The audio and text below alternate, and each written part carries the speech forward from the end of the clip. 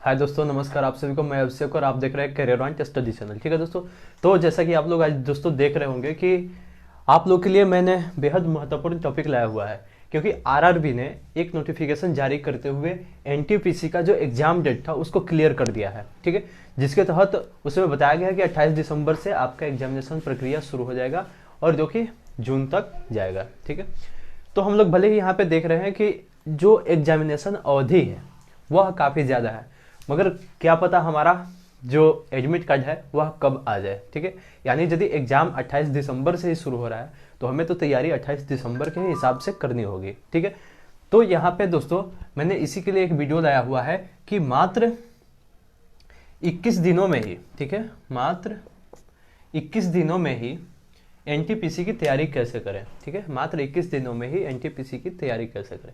अब दोस्तों यहाँ पे देखिए, मैंने यह जो वीडियो लाया हुआ है यह उन स्टूडेंट के लिए है जो कि पहले से तैयारी कर रहे हैं। ठीक है, और बीच में उनका पढ़ाई भले ही कुछ दिनों के लिए स्थगित था, मगर पुनः वह पढ़ना चाह रहे हैं तो उनके लिए यह वीडियो है। और यदि दोस्तों आप लोगों ने कुछ भी नहीं पढ़ा होगा तब भी आप लोग यदि इस रूल को फॉलो करते हैं तो मुझे उम्मीद है दोस्तों कि आप लोग 50% से ज़्यादा मार्क्स प्राप्त करेंगे। ठीक है, और दोस्तों मैं सिर्फ आप लोगों को इसको पढ़ने को ही नहीं बोलूँगा, मैं भी एनटीपीसी का टारगेट बैच कल से ही ला रहा हूँ, जिसमें आप लोगों को ये सारे जो भी इसमें टॉपिक मैंने लिखे हुए हैं सिलेबस का, उन सभी को मैं आप लोगों को पढ़ाऊँगा। ठीक है, तो यहाँ पे सबसे पहले हम लोग दोस्तों बात कर लेते हैं इसके सिलेबस की। ठीक है, और किस हिसाब से हमें एनटीपीसी की तैयारी करना है 21 दिनों में, उसका क्या रूल है उसको हम लोग यहाँ पे देख लेते हैं। ठीक है, तो जैसा कि आप लोगों को पता होगा कि यह जो एनटीपीसी का एग्जाम होता है वह 100 नंबर का होता है। ठीक है, कितने नंबर के? 100 नंबर के होते हैं, जिसमें 100 क्वेश्चन होते हैं। ठीक है, कितने क्वेश्चन होते हैं? 100 क्वेश्चन होते हैं।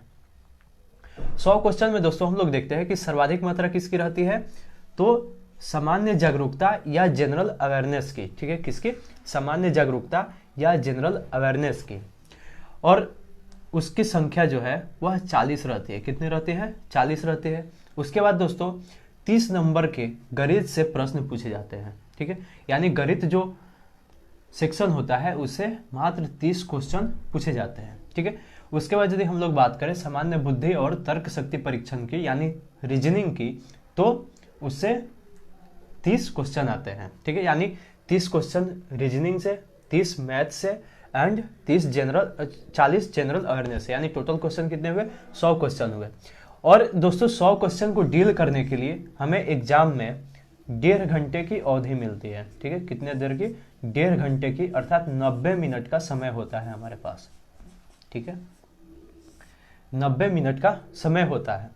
तो दोस्तों मैं आप लोगों को यह भी बताऊंगा कि मात्र 90 मिनट में ही 100 क्वेश्चन को कैसे डील करें, कौन से सेक्शन को पहले अटेंड करना चाहिए, किस सेक्शन को बाद में अटेंड करना चाहिए, ताकि हमारे मार्क्स में वृद्धि हो सके। ठीक, तो यहाँ पे दोस्तों देखिए, सबसे पहले हम लोग बात करते हैं सामान्य जागरूकता या जनरल अवेयरनेस की।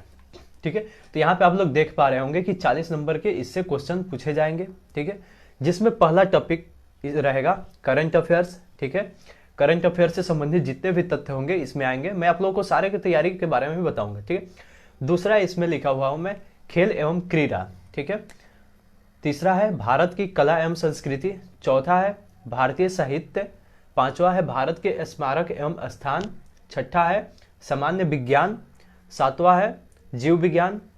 और यहाँ पे दोस्तों हम लोग यह भी ध्यान देंगे कि सामान्य विज्ञान और जीव विज्ञान जो है, यानी साइंस से जो भी क्वेश्चन आएंगे वह 10th लेवल तक के पूछे जाएंगे। ठीक है, और वह भी 10th लेवल जो दोस्तों है वह सीबीएसई को फॉलो करेगा। ठीक है, यानी सीबीएसई का जो 10th लेवल होता है उसको फॉलो करते हुए क्वेश्चन पूछा जाएगा हम लोगों से साइंस से। ठीक है, उसके बाद यदि हम लोग इसमें सिलेबस के 8वें टॉपिक की बात करें, यदि हम लोग सामान्य जागरूकता में, तो 8वां टॉपिक है भारत का इतिहास एवं स्वतंत्रता संग्राम। ठीक है, तो इस सेक्शन को दोस्तों आप लोगों को बहुत ही अच्छा से कराया जाएगा। मात्र एक दिन में आप लोग, एक दिन क्या मतलब 1 घंटे में आप लोग टोटल बातें जान जाएंगे जिससे कि क्वेश्चन पूछे जाते हैं रेलवे के एग्जाम में। ठीक है, उसके बाद हम लोग बात करते हैं 9वें टॉपिक की, जो है भारत एवं विश्व के भौतिक, सामाजिक और आर्थिक भूगोल। ठीक है, यह भी, इसका भी जो स्तर है वह 10th का ही रहेगा। ठीक है, और वो भी सीबीएसई को फॉलो करेगा।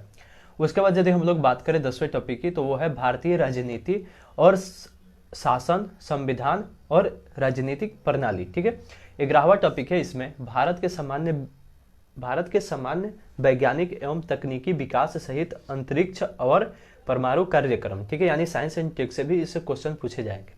12वां टॉपिक इसमें है संयुक्त राष्ट्र एवं अन्य महत्वपूर्ण संगठन, ठीक है।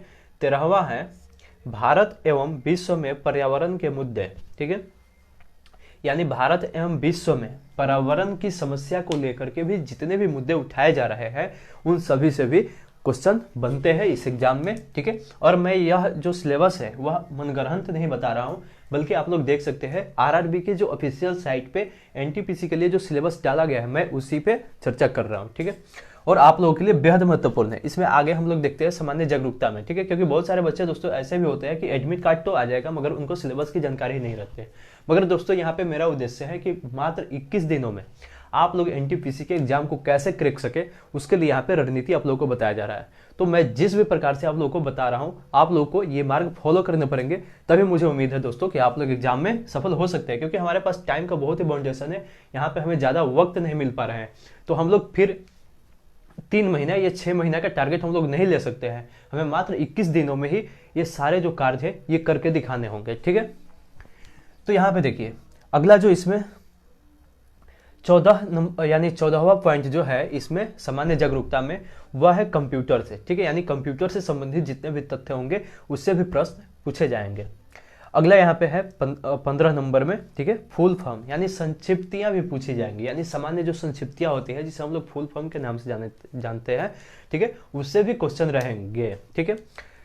तो यहाँ पे आगे हम लोग यदि बात करें इसके 16वें टॉपिक की तो वो है भारतीय अर्थव्यवस्था यानी इंडियन इकोनॉमिक्स से भी क्वेश्चन रहेंगे। और दोस्तों इंडियन इकोनॉमिक्स से जो क्वेश्चन पूछे जाते हैं उसमें 1 नंबर का करंट अफेयर्स जरूर रहता है, ठीक है, 1 नंबर का करंट अफेयर्स रहता है और शेष 2 नंबर का आप लोगों से भारतीय अर्थव्यवस्था के सैद्धांतिक तथ्यों से क्वेश्चन आएगा, ठीक है, जिसे आप लोगों को बताया जाएगा।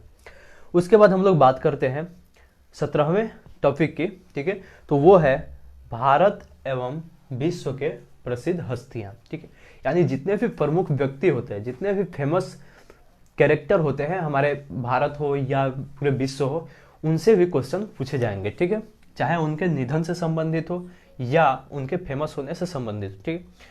अब यहाँ पे 18वें टॉपिक की यदि हम लोग बात करें तो वो है सरकारी कार्यक्रम, ठीक है, यानी जितने भी सरकारी कार्यक्रम कराए जाते हैं सरकार के द्वारा ऑर्गेनाइज किए जाते हैं उन सभी से संबंधित क्वेश्चन पूछे जाएंगे। यानी बहुत सारे मीटिंग होते हैं, ठीक है, जैसे कि आजकल के आप लोग दौर में देख रहे हैं वर्चुअल मीटिंग करके सरकारी कार्यक्रम को अंजाम दिया जा रहा है, तो उससे भी क्वेश्चन बनते हैं यहाँ पे। उसके बाद 19वां टॉपिक है इसका बॉटनी से, ठीक है, यानी वनस्पति विज्ञान से जो भी क्वेश्चन होते हैं उससे भी एनटीपीसी में पूछे जाएंगे, ठीक है। और 20वां जो है टॉपिक, ठीक है, 20 नंबर जो टॉपिक है उसमें है संगठन, ठीक है, वह चाहे भारत के संगठन हो या विश्व के संगठन हो, चाहे वह आर्थिक संगठन हो या राजनीतिक संगठन हो या सैनिक संगठन हो, उन सब से भी क्वेश्चन पूछे जाएंगे, ठीक है। तो यहाँ पे आप लोग भले ही देख पा रहे होंगे कि यहाँ पे 20 टॉपिक का नाम मैंने लिखा हुआ है सिर्फ सामान्य जागरूकता या जनरल अवेयरनेस में, मगर दोस्तों यहाँ पे आप लोगों को घबराने वाली बात नहीं है क्योंकि ये टॉपिक बहुत ही आसान है। आप लोग किसी पीसीएस या यूपीएससी की तैयारी करने नहीं जा रहे हैं, बल्कि आप लोगों को एनटीपीसी क्वालिफाई करना है। और मैं आप लोगों को उम्मीद कराता हूँ, ठीक है, कि आप लोग का यह जो टॉपिक है वह मात्र एक टॉपिक 1 घंटा का है, ठीक है, और मैं आप लोगों को करा के भी दिखाऊंगा और इसकी गारंटी भी है कि आप लोगों को एग्जाम में उसी से क्वेश्चन पूछे जाएंगे, ठीक है।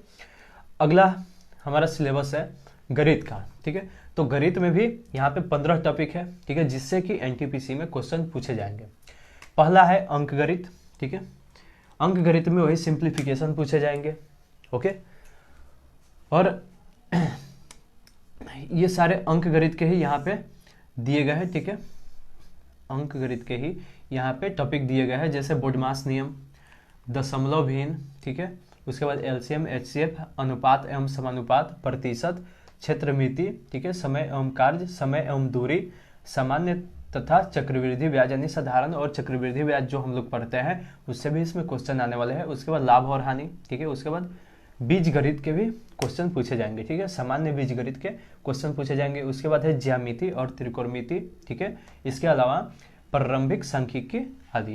प्रारंभिक सांख्यिकी दोस्तों जो यहाँ पे लिखा हुआ है वही आपका स्टैटिक्स है, ठीक है, यानी सांख्यिकी वर्ग से भी आप लोग से क्वेश्चन पूछे जाएंगे और वह क्वेश्चन बहुत ही ईजी होंगे। ठीक है, जैसे माध्य माध्यिका और बहुलक निकालने होते हैं, बस वैसे ही छोटे छोटे क्वेश्चन यहाँ पे पूछे जाते हैं। ठीक है, तो उसके बाद यदि हम लोग आगे की बात करें अगले सिलेबस की, तो वो है सामान्य बुद्धि और तर्क शक्ति परीक्षण। ठीक है, अब दोस्तों ये जो सामान्य बुद्धि और तर्क शक्ति परीक्षण है, जिसे हम लोग रीजनिंग के नाम से जानते हैं। ठीक है, तो दोस्तों यह जो रीजनिंग है, इसमें भी आप लोग देख पा रहे होंगे कि 16 टॉपिक का मैंने यहाँ पे नाम लिखा है। अब दोस्तों होता क्या है कि जनरली जितने भी बच्चे होते हैं वह करते क्या है कि इंग्लिश में ही रीजनिंग के टॉपिक को याद रखते हैं। तो मैंने यहाँ पे उसका नाम हिंदी में नहीं लिखा हुआ है, टोटल के टोटल जो है वह इंग्लिश में अंकित है। ठीक है, तो उसको हम लोग एक एक करके पहले देख लेते हैं। पहला है एनालॉगीज। ठीक है, दूसरा है कंप्लीशन ऑफ नंबर्स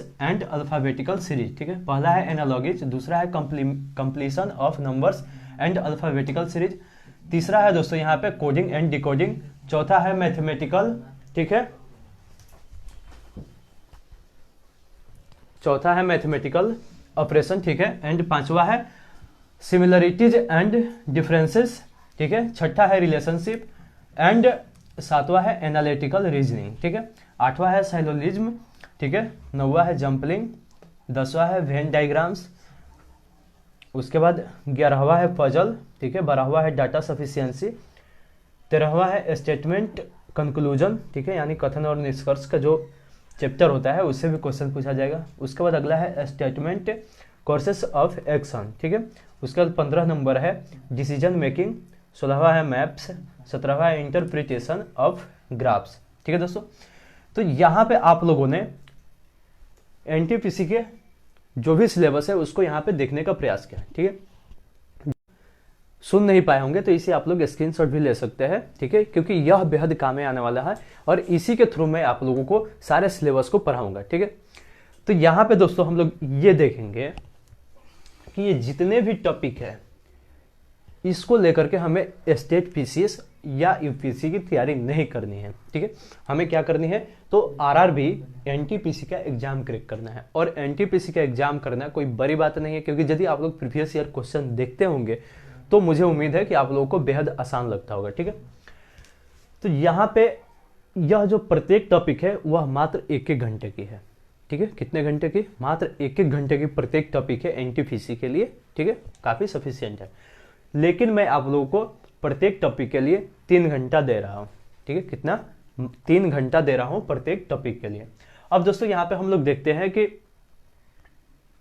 टोटल के टोटल 20 टॉपिक सामान्य जागरूकता से है, 15 टॉपिक जो है वह गणित से है और 17 टॉपिक जो है वह किससे है, सामान्य बुद्धि और तर्क शक्ति है। ठीक है, यानी रीजनिंग से है।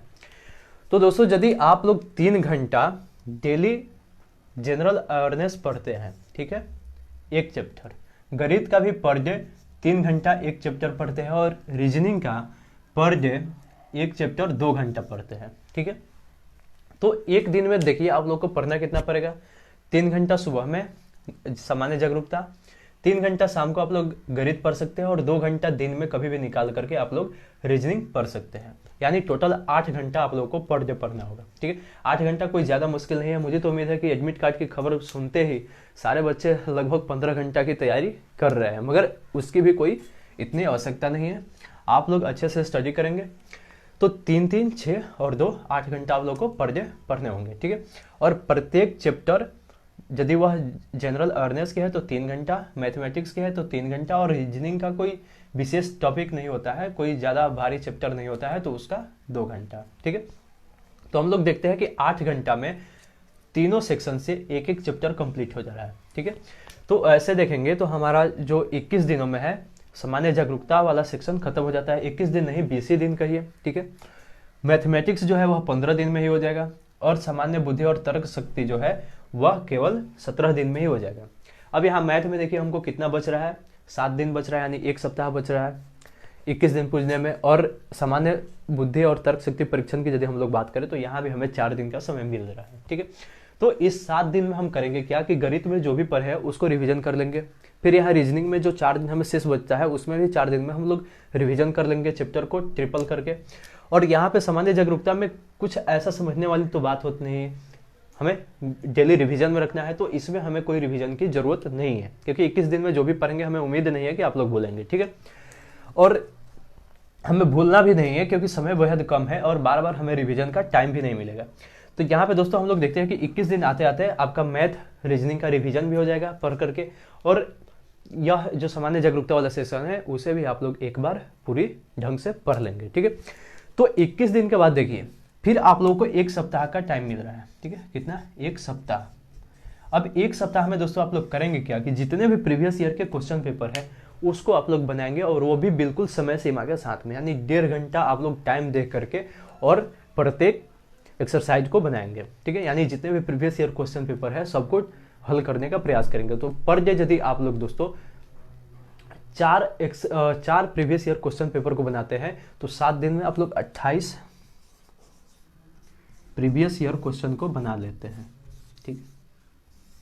8 प्रीवियस ईयर क्वेश्चन को आप लोग डील कर लेंगे। अब दोस्तों यहाँ पे हम देखते हैं कि जैसे ही आप लोग सारे चीज़ों को पढ़ जाते हैं और उसके बाद एक्सरसाइज करते हैं प्रीवियस ईयर क्वेश्चन को लेकर के, यहाँ पे आप लोगों को कोई मॉडल सेट बनाने की जरूरत नहीं होती है। आप लोग यदि प्रीवियस ईयर क्वेश्चन पेपर को बनाएंगे तो ही आप लोगों को फायदा होने वाला है, ठीक है। और जैसे ही आप लोग इतना काम कर लेते हैं, मुझे उम्मीद है कि आप लोगों की पूरी तैयारी हो जाएगी, और इस पूरी तैयारी में आप लोगों का हमारे टीम के द्वारा, ठीक है, हमारे कैरियर वन टीम के द्वारा आप लोगों को मदद की जाएगी। और इस वीडियो को लास्ट करने से पहले मैं आप लोगों से एक ही रिक्वेस्ट करूंगा कि आप सभी में से जितने भी बच्चे नए हैं या मात्र 21 दिनों में ही एनटीपीसी की संपूर्ण तैयारी करना चाह रहे हैं, तो आप लोग हमारे चैनल को सब्सक्राइब करें और बेल आइकन को प्रेस करें, ताकि आप लोगों को सारे वीडियोज की जानकारी तुरंत प्राप्त हो जाए, क्योंकि कल ही से बैच शुरू हो रहे हैं और आप लोग तक सारी जानकारी पहुंचती रहे, ठीक है। इसके लिए आप लोगों को यह काम करना ही पड़ेगा, ठीक है। अब मैं आप लोगों से ज़्यादा समय नहीं लूंगा। धन्यवाद। जय हिंद।